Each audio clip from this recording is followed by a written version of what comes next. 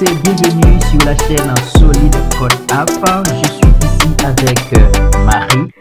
Salut à tous et bienvenue dans cette nouvelle vidéo. Aujourd'hui, on va parler de 3 concepts en Java. Les constantes, les méthodes et les commentaires. Ces éléments vont nous aider à rendre notre code plus lisible, sécurisé et facile à maintenir. Voyons tout ça dans notre écran noir. En Java, une constante est une variable dont la valeur ne peut pas être modifiée une fois définie. Elle est déclarée avec le mot-clé final. Voyons tout ça dans cet exemple. Nous allons déclarer une constante. On nous dit qu'il faut utiliser le mot-clé final. Donc, on va utiliser le mot-clé final. Taux de taxe. Le taux de taxe, c'est 20%. Actuellement, je peux mettre 0,20. Sauf que j'ai oublié de déclarer le type. Donc, on nous dit, quand on déclare une variable, il faut déclarer le type d'abord, puis le nom de la variable. Donc, le taux de taxe, c'est un double. C'est un double. Je viens tout juste de déclarer une variable taux de taxe.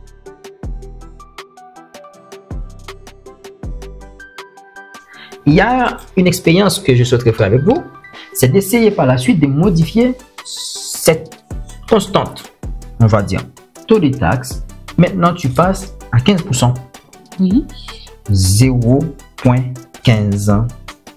Quel constat que vous avez fait? Il y a des vagues. Ces vagues rouges nous indiquent que tu ne peux pas assigner une valeur à cette constante parce qu'elle a déjà été définie et assignée.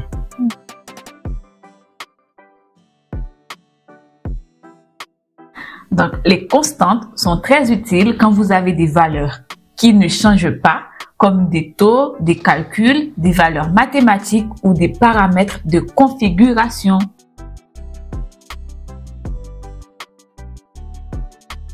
C'est exactement ça. Du coup, on peut aussi définir des constantes de n'importe quel type. Par exemple, si on a une constante de message de bienvenue, je peux dire, écoute, ce message ne changera pas dans toute l'application. Je vais utiliser une constante pour pouvoir stocker ce message. Donc, je vais dire final. Comme c'est un message, c'est un string. OK. OK. C'est un message bienvenue. OK. Égal. Bienvenue sur la chaîne Solid Code App. Voilà. Nous venons de déclarer 2 constantes. Donc, taux de taxe et message de bienvenue. Espérons que vous ayez compris les constantes. Passons tout de suite aux méthodes. Passons aux méthodes. Les méthodes sont des blocs de code réutilisables.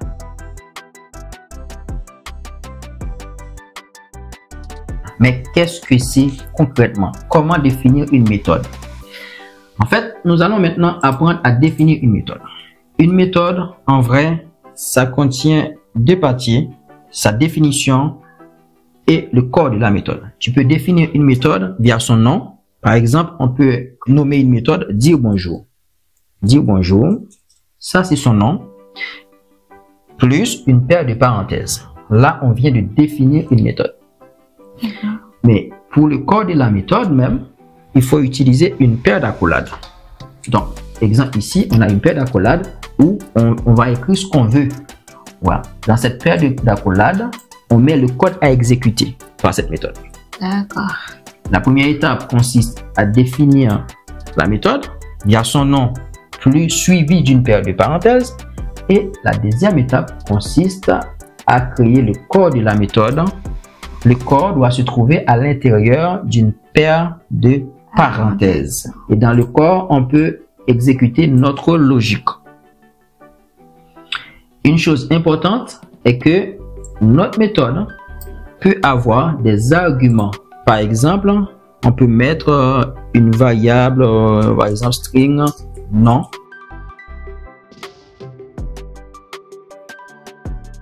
Nos méthodes en Java peuvent avoir des types de retour. Type de retour.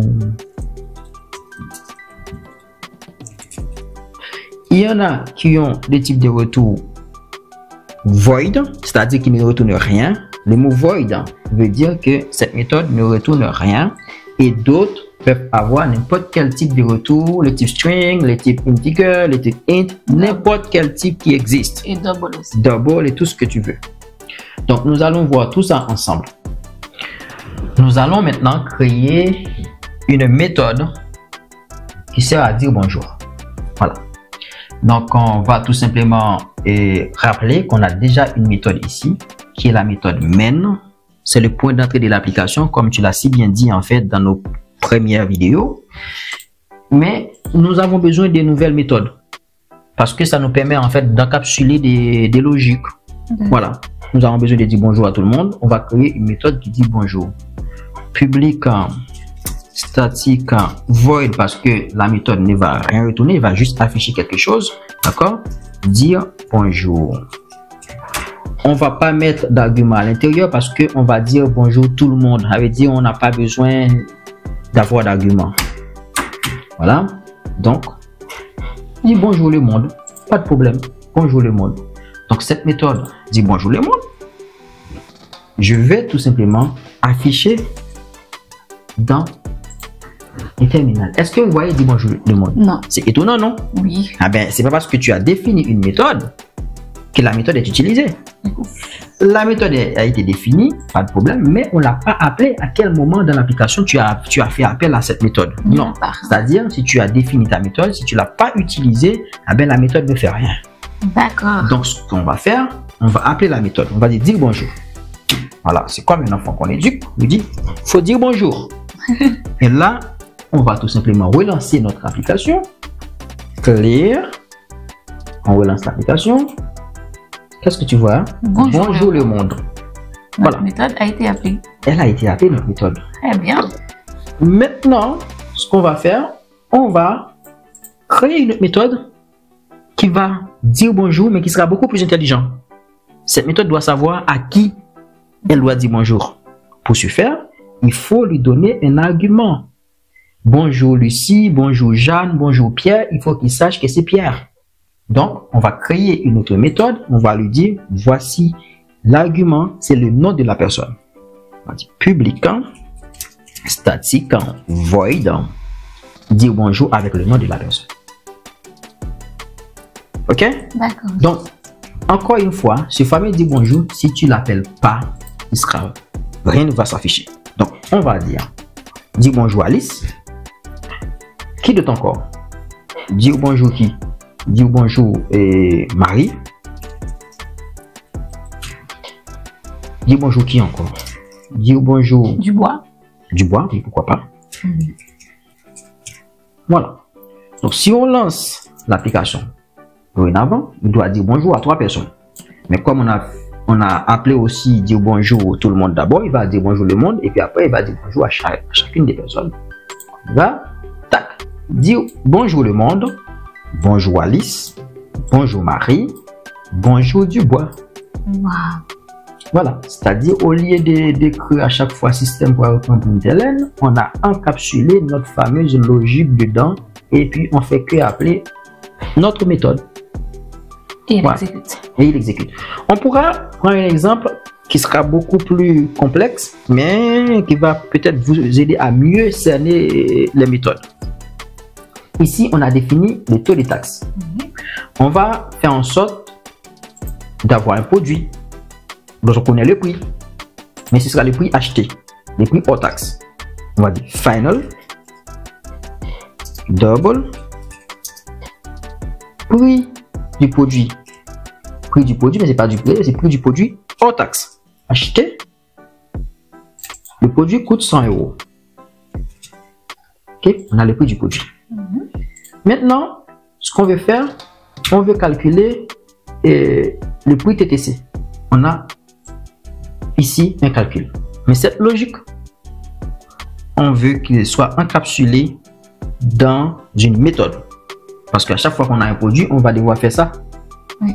Ce ne sera pas lisible. T'imagines quelqu'un, un développeur qui arrive 5 ans plus tard, qui voit prix HTT multiplié par 1 plus taux de taxe, c'est un peu pas très lisible. Oui. Mais si tu arrives tu vois une méthode qui s'appelle public, statique, double, calculer, prix TTC, et qui va retourner cette valeur qui s'attend taux de taxe. Il a besoin d'avoir les taux de taxes, mais comme c'est cette méthode qui fait les calculs, on va lui dire, écoute, tu peux garder les taux de taxes chez toi. Il a besoin du prix du produit hors taxe. Bon, pour produit hors taxe, j'aurais pu ne pas mettre des majuscules parce que c'est pas une constante. Ok, prix produit, on va dire prix hors taxe, prix acheté, plus simple. Ok, prix acheté. Donc il a besoin du prix du produit hors taxe. Double, on lui passe ça en argument, prix du produit hors taxe. Et c'est ce qu'il doit utiliser ici. Et aussi, il doit retourner le résultat. On va l'appeler prix TTC. Prix TTC. Prix taxe compris. Ok? Bien. Cette méthode prend le prix hors taxe. Il va appliquer le taux de taxe dessus pour pouvoir nous sortir le prix du produit. Donc ici, si on fait appel à cette méthode, on va dire le prix TTC. Si tu veux avoir le prix TTC, il faut juste faire appel à calculer prix TTC. Donc, si je lis ce code, je vois, tu as le prix acheté, tu veux avoir le prix TTC, tu fais appel à une méthode qui s'appelle calculer prix TTC. Donc, j'ai pas besoin d'aller me casser la tête pour réfléchir. Là, je sais très bien que tu vas faire ta logique va permettre de calculer les prix TTC. C'est plus lisible, effectivement. C'est beaucoup plus lisible. Oui. Et du coup, tu peux même afficher, si tu veux, le système.out.println, le prix TTC du produit. Okay. Donc, on va lancer l'application. Ok. Le prix TTC du produit est 120. Ouais. J'ai une question. Pourquoi tu retournes dans la méthode main pour appeler les autres méthodes? D'accord. Pour l'instant, notre application a une seule classe. C'est la classe app. Et le point d'entrée de l'application, c'est la méthode main. On l'a vu dans la vidéo précédente. Du coup, pour avoir un lien entre les méthodes, il faut partir du point d'entrée, qui est la méthode main. Mais on n'est pas obligé d'appeler toutes les méthodes dans la méthode main. On va faire un exemple. Bon, déjà, on va commencer par dire bonjour avant de calculer les prix. Ce serait plus intéressant. Ok? Voilà ce qu'on va faire. On va créer une nouvelle méthode de type void, puisque la méthode init, son rôle, c'est d'initialiser notre application. Ok? Public void init, son rôle, c'est d'initialiser notre application. C'est cette méthode qui va encapsuler toutes ces logiques-là qui se trouvent dans la méthode main. On va encapsuler tout ça dans la méthode init. Ok? On encapsule tout ça dans la méthode init. Maintenant, ce qu'on va faire, on va tout simplement dans la méthode main appeler la méthode init. D'accord, ok. D'accord? On va tout simplement faire init et public statique. On va tout simplement appeler la méthode init et c'est la méthode init qui va se charger d'appeler les autres méthodes. C'est-à-dire, tu n'es pas obligé d'appeler toutes les méthodes dans la méthode main. C'est un point de départ. Mais à partir de ce point de départ, on peut faire ce qu'on veut. Maintenant, si je lance cette application, tu vas voir que c'est exactement le même résultat. Voilà. Bonjour le monde, bonjour Alice, bonjour Marie, bonjour Dubois, prix TTC 120. Voilà. D'accord, je vois. Donc, on n'est pas obligé d'appeler toutes les méthodes dans la méthode main. Nous venons de voir un concept très intéressant, les méthodes en Java. Cela nous permet de rendre notre code modulaire, organisé, lisible et réutilisable. Passons tout de suite dans notre écran noir pour finir sur les commentaires. Les commentaires en Java. Les commentaires en Java sont utilisés pour ajouter des explications dans le code sans affecter son exécution.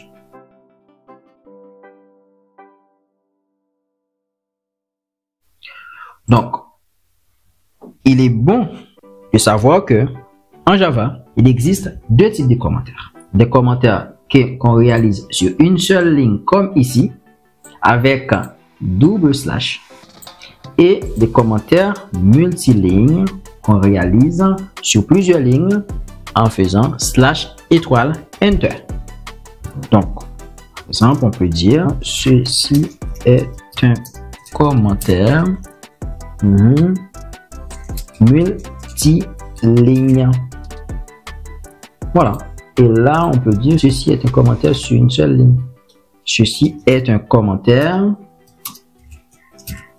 sur une seule ligne. Vous voyez la différence? Commentaire sur une seule ligne, on utilise double slash. Commentaire multiligne, c'est slash étoile enter et ça va te donner tout ça. Donc, les commentaires sont très utiles pour rendre votre code plus lisible. Ils permettent aux autres développeurs ou à vous-même plus tard de mieux comprendre pourquoi une certaine logique a été utilisée. On va donner un exemple en fait de ce que vous venez de dire, Marie. Donc, on va donner l'exemple ici. Le calculer prix, par exemple, on va mettre un commentaire et c'est un commentaire qui va expliquer ce que c'est ce fameux taux de taxe. On dit à quelqu'un qui va venir plus tard que le taux de taxe est fixé à 20% ici, mais vous pouvez le changer selon vos besoins. C'est-à-dire demain c'est 20%, c'est 15%, demain c'est 25%. Ben, on sait que on peut venir ici et changer ce taux. D'accord. Voilà. Donc, les commentaires, on les met où? Les commentaires. On peut mettre des commentaires dans l'entête d'une classe. On peut mettre des commentaires dans l'entête d'une méthode, c'est-à-dire juste avant de définir une méthode. On peut mettre des commentaires dans le corps même d'une méthode. Ou comme on peut mettre des commentaires ici après avoir déclaré une variable. Je peux juste faire ça et puis indiquer que ça c'est les prix hors taxe du produit. Voilà. Donc ça donne une explication supplémentaire. Mais il faut faire attention aux commentaires. Il ne faut pas en mettre à tout bout de champ. Sinon ton code peut vite devenir illisible. Par exemple, j'ai ce message qui dit bonjour. Dire bonjour. Est-ce que j'ai besoin de mettre un commentaire ici pour dire cette méthode sert à dire bonjour? Non. Non. Si je fais ça, c'est du superflu. On sait très bien, si c'est dire bonjour, la méthode sert à dire bonjour. Oui. Voilà, donc il faut éviter les commentaires inutiles parce que ça risque de devenir illisible. Et aussi pour la maintenance, c'est compliqué de maintenir beaucoup de commentaires. Pour des explications plus longues ou plus complexes, vous pouvez utiliser des commentaires multilignes. Ces commentaires commencent par slash étoile et se terminent par étoile slash. Vous pouvez écrire plusieurs lignes d'explication entre ces symboles. Les commentaires multilignes sont parfaits pour décrire des blocs de code ou expliquer des parties complexes de votre programme. Bonus, parlons des raccourcis clavier si on veut ajouter des commentaires. Pour aller plus vite, si on veut par exemple mettre cette ligne en commentaire, on n'a qu'à mettre la souris devant la ligne et utiliser CTRL/ du clavier.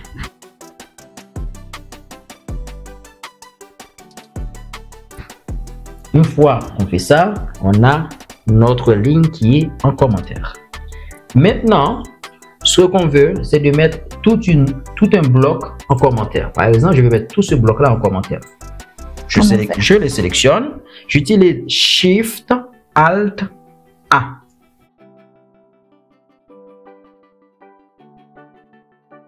Tout le bloc est en commentaire. Et voilà, vous avez maintenant une bonne compréhension des constantes, des méthodes, des commentaires en Java.